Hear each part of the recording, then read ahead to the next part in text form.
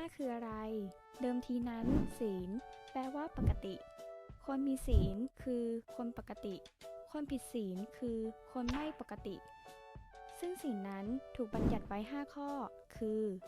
1. ปาณาติปาตาเวรมณีคือการละเว้นจากการฆ่าสัตว์ทุกชนิด 2. อทินาทานาเวรมณีคือการละเว้นจากการลักทรัพย์ 3. กามเมสุนิฉาจาราเวรมณีคือการละเว้นจากการประพฤติผิดในกาม 4. มุสาวาทาเวรมณีคือการละเว้นจากการพูดปด 5. สุราเมรยมัชฌปมาทฐานา